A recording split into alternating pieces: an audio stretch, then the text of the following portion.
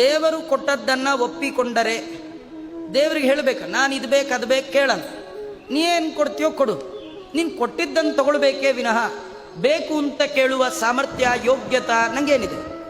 ನೀವು ಹುಷಾರಿಲ್ಲ ಅಂತ ಡಾಕ್ಟ್ರ್ ಹತ್ರ ಹೋದಾಗ ಅವು ಏನು ಕೊಡ್ತಾರೋ ತೊಗೊಂಡು ಬರಬೇಕೇ ವಿನಃ ನೀವೇ ಏನೇನು ಬೇಕೋ ಕೇಳಲಿಕ್ಕಾಗತ್ತಾ? ಡಾಕ್ಟ್ರೇ ನಂಗೆ 3 ದಿವಸದಿಂದ ಜ್ವರ, 2 ಆ ಮಾತ್ರೆ 3 ಈ ಇಂಜೆಕ್ಷನ್ನು 2 ದಿವಸ ತೊಗೊಂಡು 3 ದಿವಸ ಬಿಟ್ಟು ಬರ್ತೀವಿ ಎಲ್ಲ ನೀವೇ ಹೇಳೋದಾದರೆ ಡಾಕ್ಟ್ರಿಗೆ ಡಾಕ್ಟ್ರ್ ಅಂತ ಯಾಕೆ ಕರಿಬೇಕು? ಡಾಕ್ಟ್ರ್ ಹತ್ರ ಹೋಗೋ ಪೇಷಂಟು ಡಾಕ್ಟ್ರು ಕೊಟ್ಟದ್ದು ತೊಗೊಂಡ್ರೆ ಸರಿಯಾಗಿ ಪಥ್ಯ ಮಾಡಿದರೆ ಔಷಧಿಯನ್ನು ತೊಗೊಂಡ್ರೆ ರೋಗ ವಾಸಿ ಅಗತ್ಯ ವಿನಃ ಅವನಿಗೆ ಮನಸ್ಸಿಗೆ ಬಂದಾಗ ತೊಗೊಂಡ್ರೆ ಹೋಗೋಲ್ಲ. ಹಾಗಾದರೆ ಸಂಸಾರ ಅನ್ನುವ ರೋಗ, ಹುಟ್ಟು ಸಾಗು ಸಾವು ಅನ್ನುವ ರೋಗ, ಈ ರೋಗದಿಂದ ಪರಿಹಾರ ಆಗಬೇಕು.